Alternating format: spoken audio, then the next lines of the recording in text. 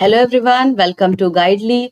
आई hope अभी तक तो आप लोगों के आरबीडब्ल्यूएम के सारे कॉन्सेप्ट्स क्लियर हो चुके होंगे। एग्जाम्स की प्रिपरेशंस बहुत अच्छी हो चुकी होगी। तो लास्ट मिनट में मैं 25 मोस्ट एक्सपेक्टेड एमसीक्यूज आप लोगों को बता देती हूँ। इसमें से भी आई होप कि क्वेश्चंस काफी सारे आ जाएं आपके एग्जाम में। तो अच्छी तरीके से इस 25 मोस्ट एक्सपेक्टेड एमसीक्यूज को भी आप लोग देख लीजिएगा गाइस, और अच्छी तरीके से एग्जाम्स को दीजिएगा। तो ये आज का यानी कि कल आपका एग्जाम है, तो आज का ये लास्ट सेशन है। कल आई होप आप सभी लोग अच्छे मार्क्स से क्वालिफाई कर जाओ। तो चलिए यहाँ पर 25 मोस्ट एक्सपेक्टेड एमसीक्यूज देख लेते हैं। तो पहला क्वेश्चन है, which of the following terms describe private banking. आपके पास चार ऑप्शन है, class retail banking, mass retail banking, wholesale banking and investment banking.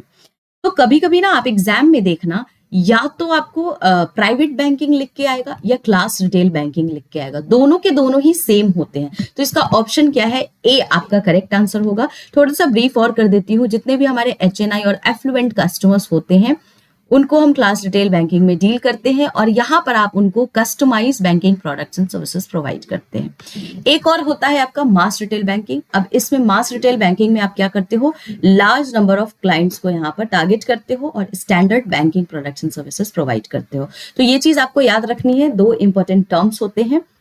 Class retail को हम प्राइवेट बैंकिंग भी बोलते हैं। तो इससे एग्जाम में हाई चांसेस है कि आपको क्वेश्चंस देखने को मिल सकते हैं। आगे चलते हैं, what are strategic business units. अब ये आपके मई के एग्जाम में आया हुआ है, और इसी तरीके का क्वेश्चन आपको जून में भी देखने को मिला था। तो स्ट्रेटेजिक ना पूछ के इंटीग्रेटेड पूछ लिया था। तो इस तरीके से आप देखेंगे जितने भी चैप्टर 2 के यूनिट्स होते हैं, यानी कि स्ट्रेटेजिक बिजनेस यूनिट हो गया, डिपार्टमेंटल अप्रोच हो गया या इंटीग्रेटेड, तीनों में से कोई भी सवाल पूछ सकता है। तो यहाँ पर मैं आपको वो दिखा रही हूँ, एक झलक आप देख लो। आपके पास ऑप्शंस हैं, independent business entities within a larger organization, business divisions that focus on cost cutting measures, small scale enterprises with limited resources, non profit organizations operating under the government control. तो यहां पर बताना है कौन है यहाँ पर स्ट्रेटेजिक बिजनेस यूनिट अप्रोच। तो करेक्ट आंसर इसका क्या होगा, ओनली फर्स्ट, यानी independent business entities within a larger organization. बहुत अच्छे से मैंने ये कॉन्सेप्ट भी आपको बताया है। अब आपको क्या करना है, ये देख लिया। अब आप डिपार्टमेंटल अप्रोच का देख लेना। मतलब रेदर देन डिवाइडिंग इन स्ट्रेटेजिक बिजनेस यूनिट, हम यहाँ पर क्या करते हैं, based on the task they perform and their functions के हिसाब से हम इसमें डिवाइड करते हैं। एक आता है इंटीग्रेटेड। इंटीग्रेटेड में क्या करते हैं, सारे सिस्टम को हम एक जगह यूनाइट करके एक सिस्टम बना लेते हैं। सारे जितने भी प्रोडक्ट्स हैं, डिलीवरी है, टेक्नोलॉजी है, सबको यहाँ पर यूनाइट करके हम यहाँ पर इंटीग्रेटेड वे में काम करते हैं। तो ये तीन अप्रोचेस हैं जो आपको याद रखना है। एग्जाम में देखिएगा, क्वेश्चंस जरूर आएंगे। आगे चलते हैं, which of the following statements are not correct regarding strategic business unit approach. देखिए, मई में आपसे पूछ लिया था what is strategic business unit approach, जून में आपसे पूछ लिया कि कौन सा इसमें से करेक्ट नहीं है regarding strategic business unit approach. तो ऐसे ही आपका जो जैब है इस तरीके से क्वेश्चंस को घुमाता रहता है। तो आपको टेक्निक समझने हैं कि किस तरीके के क्वेश्चंस आ रहे हैं। चार ऑप्शन है, an SBU can be a business unit of a large organization, SBU on product offering and market segment, SBU or autonomous division, SBU can be a business unit of a small businesses। Not correct पूछा है, तो D आपका सही जवाब है। ये small businesses वाला जो बोल रहा है ये इंटीग्रेटेड अप्रोच होता है गाइस, ठीक है। बाकी तीनों आपका स्ट्रेटेजिक बिजनेस यूनिट अप्रोच के अंदर ही आता है। आगे चलते हैं, फोर्थ क्वेश्चन है, which of the following banks uses a horizontally organized model. ये जून के पेपर में क्वेश्चन आया था।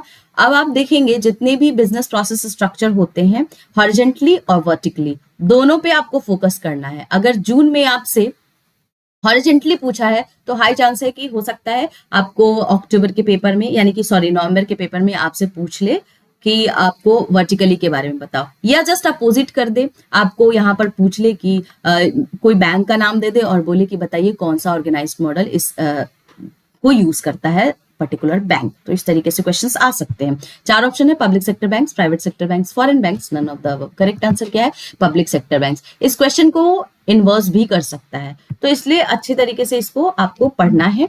आगे चलते हैं, अब यहाँ पर आप देखेंगे एक न्यूमेरिकल बेस्ड क्वेश्चन मैंने यहाँ पर डाला है और ये मैंने 300 वाले एमसीक्यू में भी कराया है। तो यहाँ मैं सॉल्व तो नहीं कराऊंगी आपको, लेकिन मैं इसका सॉल्यूशन प्रोवाइड कर देती हूँ ताकि आपके लिए आसान हो जाए कि कैसे इसको सॉल्व करते हैं। अक्टूबर में पेपर में आया था, रिटर्न ऑन एसेट से रिलेटेड आपको क्वेश्चन आया था। एक साल का फाइनेंशियल डेटा प्रोवाइड किया हुआ था आपको बैंक का और इससे आपको रिटर्न ऑन एसेट्स निकालना था।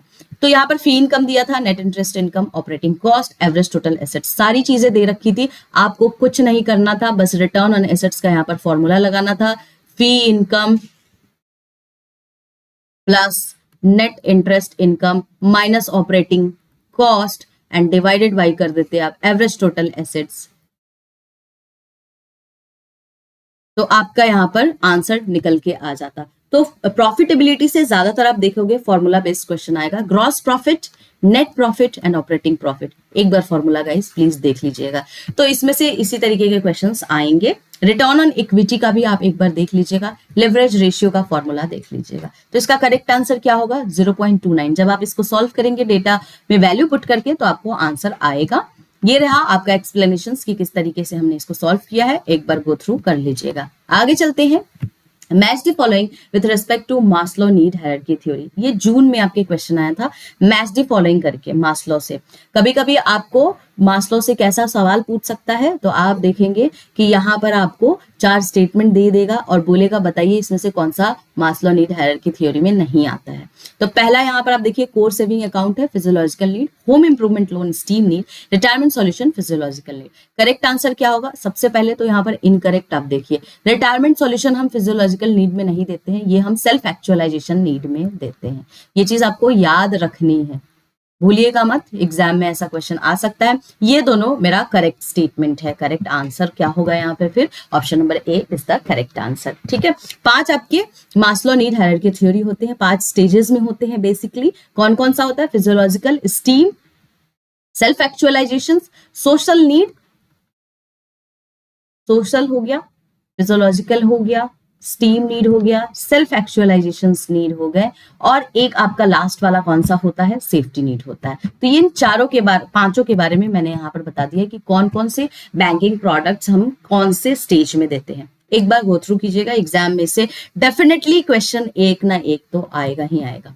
तो यहाँ पर आप देखेंगे एक और क्वेश्चन है जो रिपीटेड मोड में आया है, मई में भी आया है, अक्टूबर में भी आया है, यानी कि why does a bank calculate foyer. कभी कभी आपसे फॉयर का फुल फॉर्म भी पूछ लेता है, fix obligations to income ratio. ठीक है, तो आपसे ये भी पूछा जाता है। 4 ऑप्शन है, to encourage excessive borrowing, to ensure a minimum net take home pay is maintained after loan repayment, to increase interest rate on loans and to assess the borrowers credit history. तो क्या होगा इसका correct answer? Option number B is the correct answer, minimum net take home pay is maintain after loan repayment is the correct answer. तो ये देखिए repeated है, तो most expected है कि आने वाले टाइम में भी क्वेश्चंस देखने को मिल सकते हैं। Which of the following is a credit information company recognized by Reserve Bank of India? जून के एग्जाम में ये क्वेश्चन आया था। आपके पास 4 ऑप्शंस थे, CRIF, ICRA, CRISIL and S&P। तो कौन सा इसमें से रिकॉग्नाइज्ड है? तो CRIF जो है यहाँ पर रिकॉग्नाइज्ड है, option A is the correct answer. आगे चलते हैं, Which of the following is the trigger for operating risk? अभी ऑपरेटिंग रिस्क आपको अक्टूबर में पूछा था, फिर आप देखोगे मई और जून में भी आपको इस तरीके के क्वेश्चन आए हैं। क्रेडिट रिस्क से आपसे क्वेश्चन पूछ सकता है, मार्केट रिस्क से पूछ सकता है और बिजनेस रिस्क से भी पूछ सकता है। तो क्या करना है आपको? सब आपको पता होना चाहिए। यहीं पे बता देती हूँ मैं सारे आपको। Customer fails to pay, losing money due to wrong strategy, change in the market prices, processing failures and fraud. तो इसका करेक्ट आंसर क्या होगा? Processing failure and fraud. अगर क्रेडिट रिस्क आपसे पूछता तो कस्टमर फेल्स टू पे। अगर आपसे बिजनेस रिस्क पूछ रहा है तो आपका बी वाला होता है, यानी losing money due to wrong strategy. Market risk के लिए हो जाएगा changes in the market prices. तो चारों में से कोई भी आपसे पूछ सकता है। मोस्ट एक्सपेक्टेड क्वेश्चंस है गाइस। देखिए आपको जून में क्या पूछा था, losses due to processing fall under which category of risk. अब जस्ट अपोजिट आप देख सकते हैं, इसका जस्ट अपोजिट यहां पर पूछ लिया है। क्या होगा इसका करेक्ट आंसर? बेसिक सा सवाल है, ऑपरेशनल रिस्क, या आप इसको ऑपरेटिंग रिस्क के भी नाम से जानते हैं, कंफ्यूज नहीं होना है।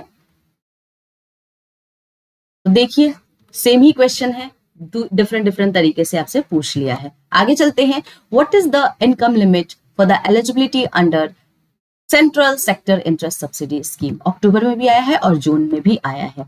2.5 lakh per year, 4.5 lakh per year, 6.5 lakh per year, 8.5 lakh per year. क्या होगा इसका correct answer? 4.5 lakh per year. तो हमारा बी इज करेक्ट आंसर। देखिए 2 बार पूछा है, हो सकता है आने वाले टाइम में भी देखने को मिले आपको, राइट। तो याद रखना है, इकोनॉमिकली वीकर सेक्शंस जो हमारे सोसाइटी के होते हैं उनको इनकरेज करने के लिए हम ये स्कीम लाए हैं, ठीक है, एजुकेशनल सेक्टर में। आगे चलते हैं।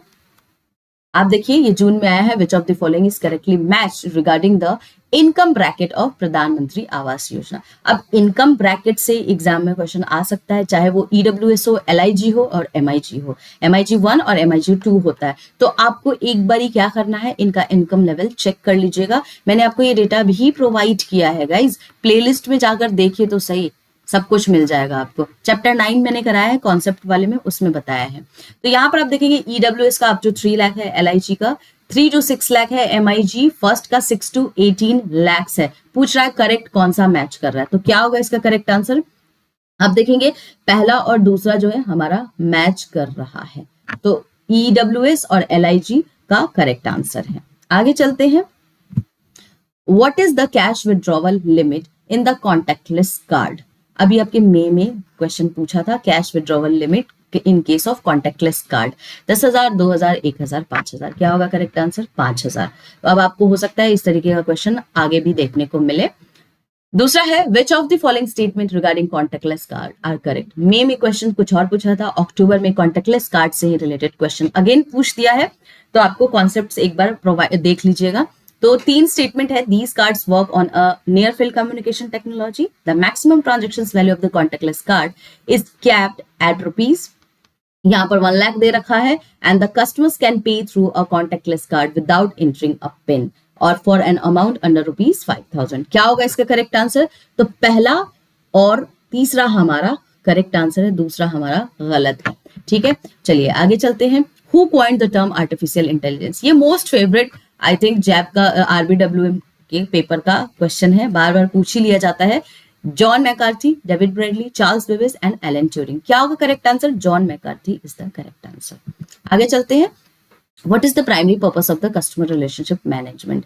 अब इस CRM से इस तरीके के क्वेश्चन आपको देखने को मिलेंगे। एक और आपको सिमिलर टाइप का क्वेश्चन नेक्स्ट ईयर में देखने को मिलेगा, जो मैं अभी आपको दिखाऊंगी। तो 4 ऑप्शन है यहाँ पर, to decrease customer engagement, to build long term profitable relationship with specific customer, to offer a one size fits all approach to products and services, to minimize interactions with the customer. क्या होगा correct answer? तो यहाँ पर आपके correct answer होते, ये गलत है, यहाँ पे चेंज नहीं किया गया है। यहाँ पर option B is the correct answer होगा, यानी कि to build long term profitable relationship with specific customer. तो B is the correct answer over here, ठीक है गाइस। चलिए आगे चलते हैं। यहाँ पर है which of the following is not the purpose of CRM. देखिए सीआरएम से रिलेटेड जून में अगेन आपसे क्वेश्चन पूछ लिया, creating a profile of the customer, 360 degree view of the customer, creating common bucket, maximizing response time. क्या होगा correct answer इसका? Maximizing response time is the correct answer. ये पर्पस नहीं है, ये फीचर नहीं होता है सीआरएम का। यहाँ पर हम मिनिमाइज करते हैं रिस्पॉन्स टाइम को, मैक्सिमाइज नहीं करते हैं। तो 2 क्वेश्चन थे, दोनों सीआरएम से रिलेटेड। आपको एक अक्टूबर में पूछ लिया था, एक जून में पूछ लिया है। एक्सपेक्टेड है कि आने वाले टाइम में इस तरीके के क्वेश्चन आपको देखने को मिल सकते हैं। Which of the following statement is not correct? अक्टूबर में आया था। आप देखिए 4 स्टेटमेंट है। Internal marketing information typically includes data on sales turnover and accounts receivable.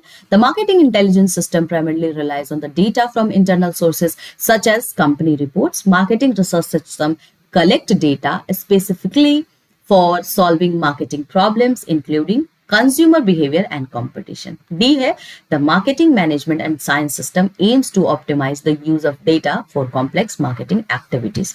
क्या होगा इसका करेक्ट आंसर?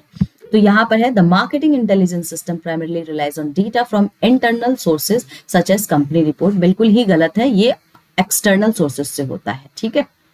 तो हमारा ऑप्शन बी यहाँ पर गलत है।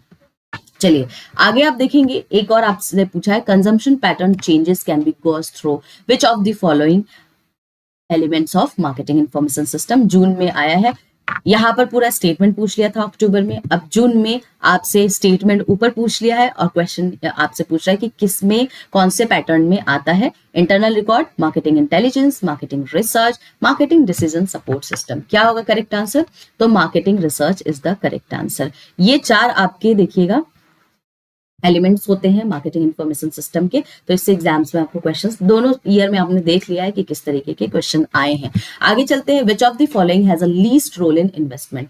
तो किसका इसमें लीस्ट रोल होता है? मे के एग्जाम में पेपर में आया था, hedging, return, liquidity and risk. Least आपका किस में होता है? हेजिंग में होता है। तो option A is the correct answer. Similar type of question आप देखेंगे नेक्स्ट ईयर, यानी कि अक्टूबर 2023 नेक्स्ट आपके साइकिल में आया था। Which of the following is not a characteristics of investment? Return, risk, taxability and liquidity. Basic सा सवाल था, टैक्सेबिलिटी नहीं होता है कैरेक्टरिस्टिक, तो option C is the correct answer. आगे चलते हैं, which of the following statement regarding capital gain tax are correct. अब कैपिटल गेन टैक्स से अक्टूबर में पूछा था एंड सिमिलर आप देखोगे जून में भी आपसे क्वेश्चन पूछा है, थोड़ा सा ट्विस्ट करके, लेकिन सेम कैपिटल गेन टैक्स से ही आपको क्वेश्चन आया था। दो स्टेटमेंट है, in the case of inherited assets the holding period of the previous owner is not included. Inherited assets are characterized as long term assets if held for a period of more than 12 month. क्या होगा इसका correct answer? Correct statement पूछा है, दोनों के दोनों यहाँ पर गलत है। तो आपको एक बार कैपिटल गेन टैक्स का एक बार कॉन्सेप्ट आप लोग जरूर गो थ्रू कीजिएगा। 23वां क्वेश्चन है, income tax on the an inherited property applies. अब देखिए जून में सेम टाइप का क्वेश्चन पूछ लिया है, at the time of inheritance, at the time of sale, both A and B, neither A nor B. तो इसका करेक्ट आंसर क्या होगा? At the time of sale. आगे चलते हैं, which of the following guidelines regarding recovery agents are correct. अब इस तरीके, ये जून में आया था, अब इस तरीके के क्वेश्चंस आपको देखने को मिल सकते हैं रिगार्डिंग रिकवरी एजेंट्स। 4 ऑप्शंस है, bank must have a due diligence process for engaging recovery agents including verification of their antecedents. Banks are not required to inform borrowers about the details of the recovery agency. C है, recovery agents can operate without any identification और authorization letters from the bank. D है, bank should not conduct re-verifications of the antecedents of recovery agents after the initial verification। तो इसमें correct बताना था, तो option A आपका correct होगा, यानी banks must have a due diligence process for engaging recovery agents including verification of their antecedents। आगे चलते हैं, what is a SARFAESI demand notice। मे के एग्जाम में क्वेश्चन आया था, अनएक्सपेक्टेड है कि आने वाले टाइम में आपको डिमांड नोटिस से क्वेश्चंस देखने को मिले। SARFAESI एक्ट से काफी ज्यादा क्वेश्चंस आते हैं। तो 4 स्टेटमेंट है, a notice issued by a Reserve Bank of India to all banks for implementing the SARFAESI Act. The notice issued by a bank to a borrower demanding repayment of the outstanding dues under the SARFAESI Act. A notice issued by the Securities and Exchange Board of India for enforcing compliance with financial regulations. A notice issued by the Ministry of Finance to collect tax arise from defaulters। तो correct answer इसका क्या था? इसका है B, a notice issued by a bank to a borrower demanding repayment of the outstanding dues under the SARFAESI act. तो correct answer है option number B. Guys, ये कुछ 25 मोस्ट एक्सपेक्टेड एमसीक्यूज थे जो मैं आपके पास लेकर आई हूं। सबसे पहले कल आप लोगों का एग्जाम है, तो अब आप लोग आराम से सारे, आई होप आप लोगों ने सारे एमसीक्यूज देख लिए होंगे, वेदर वो 300 वाला हो, टॉप 300, टॉप 50 एंड टॉप 35 के 3 पार्ट आए थे। ठीक है, तो ये तीनों और 25 मोस्ट एक्सपेक्टेड, इससे ज्यादा और इससे बाहर कोई भी क्वेश्चन नहीं जाने वाला है। काफी अच्छे से मैंने ये क्वेश्चन बैंक आप लोगों के लिए तैयार किया था गाइस, ताकि आप लोग एग्जाम में अच्छे मार्क्स ला सको। तो मुझे आप लोगों से कमेंट सेक्शंस में जब कल आप लोग पेपर देकर आओगे, तो गाइस प्लीज प्लीज प्लीज आप लोग अपने मार्क्स शेयर कीजिएगा। ये भी बताइएगा मुझे फीडबैक में कि मैंने जो क्वेश्चन बैंक्स इतने सारे कराए थे उसमें से क्वेश्चन आए हैं या नहीं आए हैं, ये सारे के सारे सेशंस आपके लिए फ्रूटफुल हुए हैं या नहीं। दूसरा, मैं यहाँ पर आपको ये भी बता देती हूँ, जो नेक्स्ट साइकिल आने वाला है एग्जाम का, जैब का, अगर आप लोगों को उसकी भी प्रिपरेशंस करनी है तो हमारे यूट्यूब चैनल से जुड़ जाइएगा। यहाँ पर आपको टाइमिंग चीजें मिलती रहेगी। प्लीज गाइज, मार्क्स शेयर करना मत भूलिएगा, it's very important for me, ताकि मुझे भी मोटिवेशंस मिलता रहे कि वेदर जो मैंने क्वेश्चंस कराए हैं उसमें से क्वेश्चंस आए हैं एग्जाम में कि नहीं। तो आप लोग जरूर से 2 मिनट अपने निकाल कर जरूर आप लोग मैसेज कीजिएगा। चलिए, all the very best to all of you guys. आराम से अच्छे से एग्जाम देने जाइएगा, पैनिक नहीं कीजिएगा, आराम से क्वेश्चंस को सॉल्व कीजिएगा। हमेशा मोटिवेटेड रहें, खुश रहें, लाइक करें, शेयर करें, कमेंट करें, सब्सक्राइब करें। कोई भी दिक्कत होती है तो आप हमें कॉल कर सकते हैं। कमेंट सेक्शंस में भी आप लोग मुझसे जुड़ सकते हैं, फीडबैक दे सकते हैं। अगर आपको कुछ कमेंट करना है तो कमेंट भी कर सकते हैं, क्वेश्चन पूछना है क्वेश्चन भी पूछ सकते हैं। All the very best to all of you guys. मैं सबके लिए प्रे करूंगी कि सभी के एग्जाम्स काफी ज्यादा अच्छे जाए और बढ़िया मार्क्स से आप लोग RBWM को क्वालिफाई करो। चलिए मिलते हैं अब हम लोग नेक्स्ट सेशन में।